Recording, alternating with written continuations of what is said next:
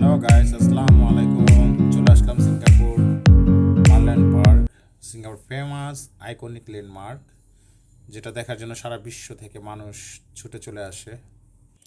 মার্লান বলতে বোঝানো হচ্ছে যে যে মূর্তিটি আমরা দেখতে পাই সাধারণত সিঙ্গাপুর আইকন হিসাবে, ঝর্ণার মতো পানি পড়তে থাকে, সেটা হচ্ছে অর্ধেকটা মাছ আর উপরের অংশটা হচ্ছে লায়ন। তো এই জন্যই মূলত মার্লায়ন বলা হয়। এটার ভিতরে আরো অনেক ইতিহাস আছে। জায়গাটা খুবই সুন্দর, চমৎকার। দেখতে থাকুন। আমার সাথে আমার ওয়াইফ আছে, ও লাইভ করতেছে, ও কিছু বলবে। তো সবাই কেমন আছেন? আমরা এখন ম্যারিনাতে আছি।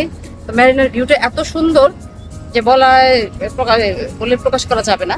তো আমরা যাচ্ছি ওই পাশটায়, যেখানে একটা আইফোনের আপনার আইফোন আছে না, শোরুম আছে না, শোরুম আছে পানির মধ্যে, সেটা আমরা ভিজিট করবো এখন।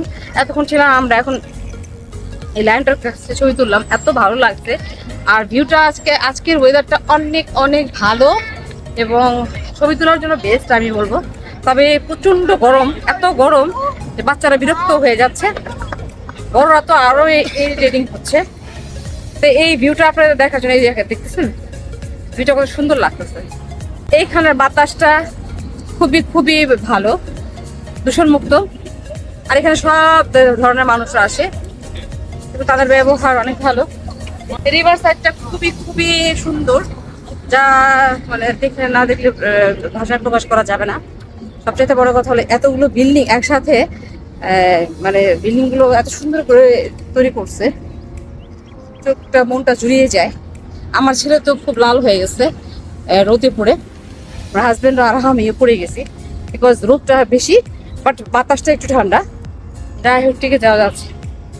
দেখছেন বিল্ডিং গুলো, এটা কিন্তু দেখা যাচ্ছে ক্যামেরাটা ছোট, বাট এটা কিন্তু অনেক হাই বিল্ডিং না সিঙ্গাপুরের।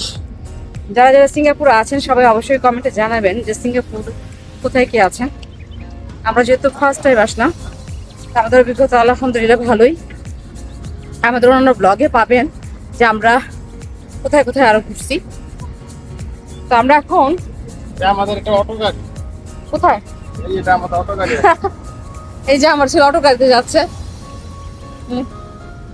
এটা একটু নিচু টাইপের। আরেকটা বিষয় আপনাদেরকে বলি, সেটা হচ্ছে যে এই সিঙ্গাপুর আসলে 1960 থেকে 1970-এর সময় যারাই এখানকার গভর্নমেন্টে ছিল, তারা চিন্তা করলো যে এখানে একটি ল্যান্ডমার্ক তৈরি করা যায়, কিভাবে মানুষকে আকর্ষণীয় করা যায়, কিভাবে সারা বিশ্ব থেকে মানুষ আমাদের দেশকে চিনবে, জানবে, বুঝবে। তো সেই চিন্তা ভাবনা থেকে আসলে এই মার্লান পার্ক বলেন, সেন্তোসা আইল্যান্ড বলেন, ইউনিভার্সাল স্টুডিও বলেন, তারা আজকে কোথায় চলে গেছে। এখন বিশ্বের ভিতর দ্বিতীয় বৃহত্তম দেশই হচ্ছে সিঙ্গাপুর।